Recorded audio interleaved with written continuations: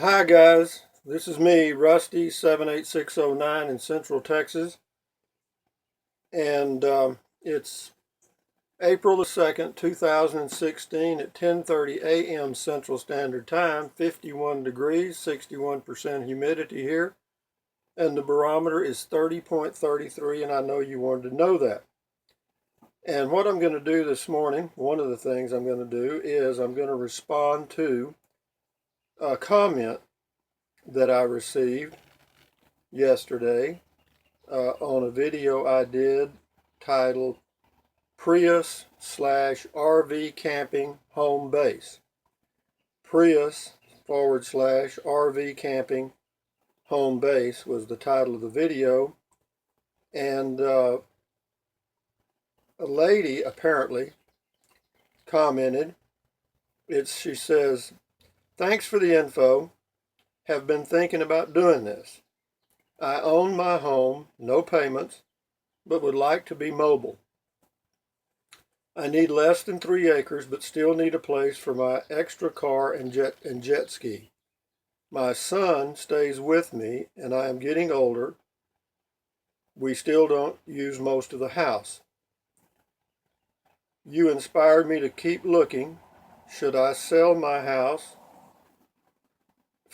before finding something? Not much cash on hand. Love the video." Well, let's kind of take this apart and look at it. You would like to be mobile. So I get the impression from your comment at that point that your idea is to sell your home and acquire either a motorhome or an RV of some type. That's the first assumption on my part. The second thing, it says you need less than 3 acres. That's a lot of land. I mean, why do you need so much, be my question. An acre is a hell of a lot. I mean, an acre is 44, but roughly round numbers, 44,000 square feet. And that's a lot. That's like 200 and something feet by 200 and something feet. That's a lot. But anyway, if you need 3 acres, you do. So we'll go under that assumption. My son stays with me. Okay.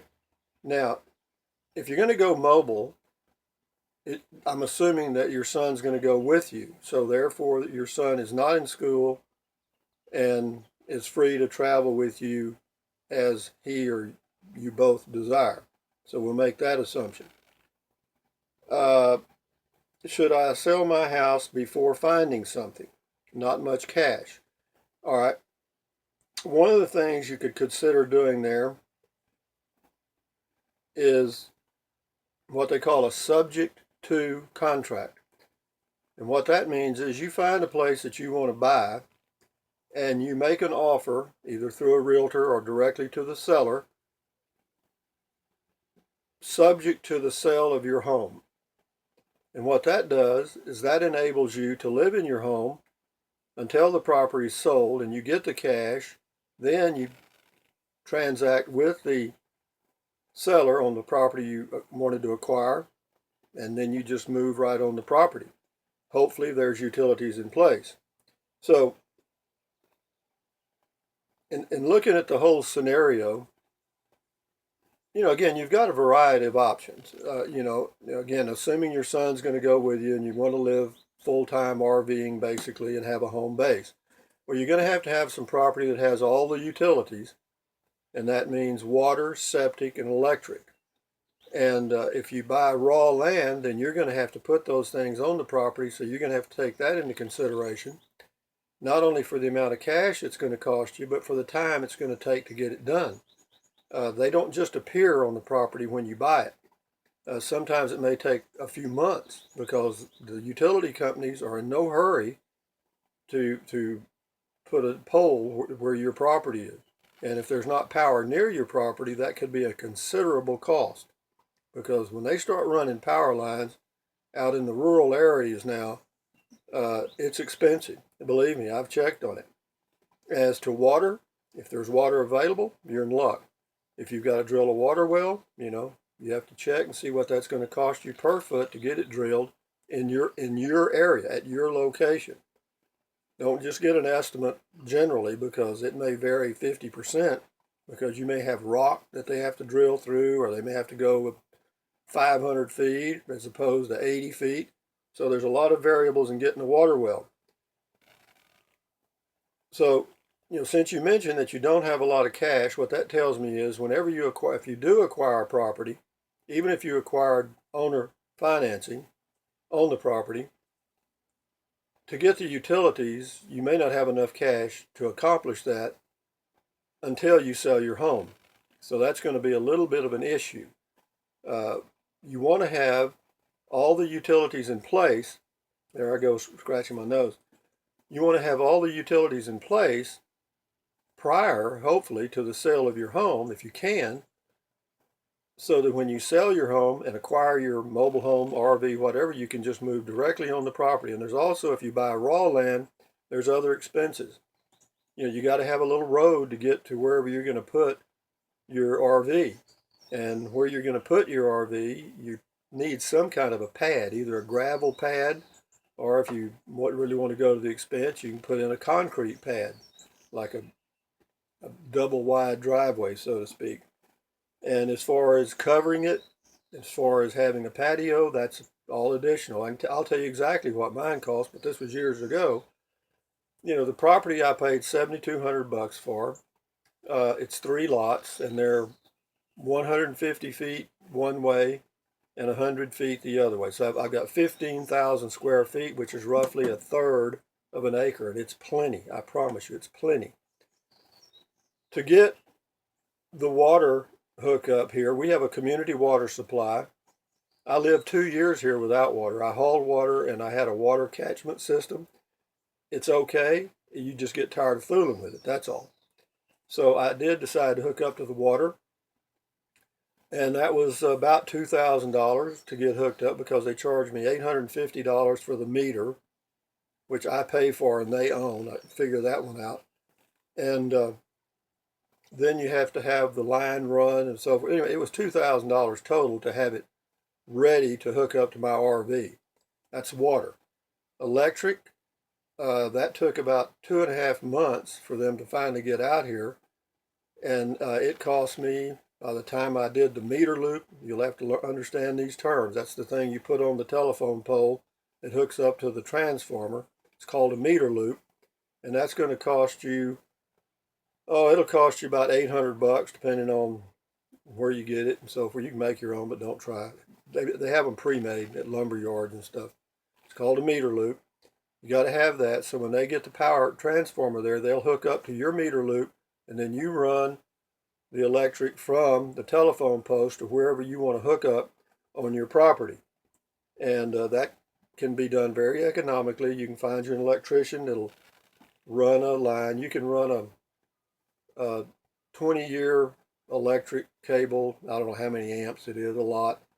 And it's not too much. But the total package for the electric is going to be about $2,000 also. So we're up to $4,000 just for water and electric. Now when it comes to septic, that can be a real expensive item. I don't even have one. I call it my imaginary septic. I live in an area in a county where you can have what's called cesspools. Some people call them evaporative systems. Basically, you just run your black water and gray water into an above ground pipe, which you can buy cheaply anywhere, and run it away from your house about 100 feet or less, depending. I think I've got mine about 75 feet, and you just run it out on the ground. But every day I treat the water that goes in to the septic, so to speak. And I buy some RV treatment at Walmart that you use in RVs when you're traveling. And it's really inexpensive. It's a powdered stuff, and you just use about a tablespoon or 2 per day. They always say use a full package. Well, if you're traveling in an RV and you've got 2 people, you might want to use 3 tablespoons in your tank as you're traveling, because this stuff is powerful. But if you're parked and you just put a tablespoon a day down your septic, then the water that runs out on the ground, above ground, is going to have very little, if any, odor. In fact, you can stand right by where my septic drains, and there's no odor. Okay, there's no odor at all. So with that in mind, of course, if you wanted to have a septic, or you're required to have one, you're looking at, it could be anywhere from 5,000 on the low end to 15 on the high end, and everywhere in between. So you're looking, if you had to have a septic, let's just say 5,000 on the low end. Water and electric's another 4,000. That's 9.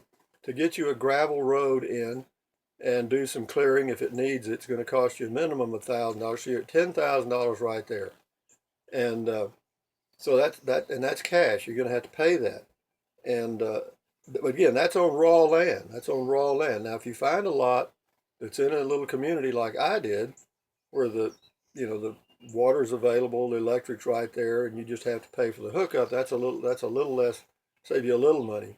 But if you buy raw land out in an area where there's no water, no electric around, it's going to cost you a ton.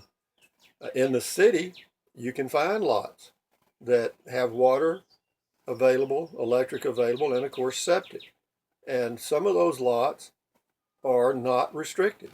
And if you can find one of those, then that might be the best way to go if it's in an area that's safe. Some of these things that are unrestricted are in areas you may not want to live in. So bear that in mind. What I would suggest overall, based on what you've told me, if I was in your position and I wanted to make a move, is find you a place you might consider that you want to buy. Okay, find you a place that you want to call home base.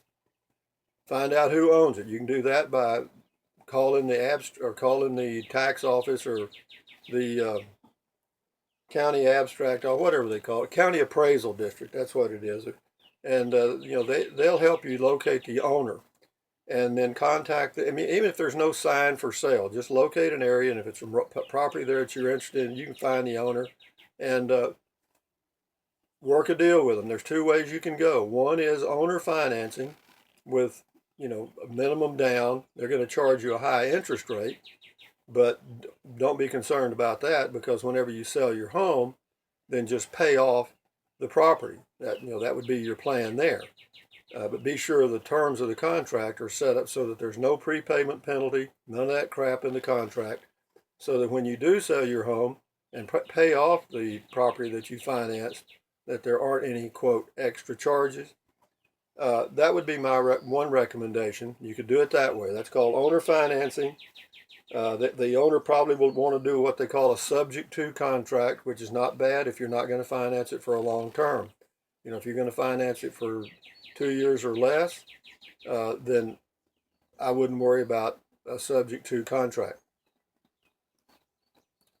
The other way to do it, not a subject to, but I mean a contract for sale. The other way is a subject to contract, and that's where you find land you want, and you work with the owner and say, okay, I want to buy this property subject to the sale of my house. And that's assuming this property has all the utilities in place, and so when you sell your house, you can acquire your RV and move directly on the property. I know this has been a long-winded explanation, but that's what it takes to get this question answered. It's a leap of faith going from a home to an RV. You might want to consider renting an RV for a week. May cost you $500 or $800. I'm not sure. And living in it for a week and just see how, what you're going to be living in, because, you're talking about not having enough space, or you've got plenty of space in your home for you and your son. But when you move in an RV, you're going to have about 1/10 of that, all right, or less. So, be sure it's something you want to do. Talk to people that are doing it, and particularly get the woman's point of view if you are a woman, because there's going to be a significant change. Anyway, I want to thank you very much, free woman, for your comment. I hope I've given you some information you might be able to benefit from. Thumbs up to you guys. Anyway, enjoy your day. Again, thanks for the comment. For anybody that's interested, subscribe. You're just going to get more of this, which could be worthless, okay? But be that as it may, enjoy your day. Thumbs up. Carpe diem. This is Rusty 78609. Bye-bye.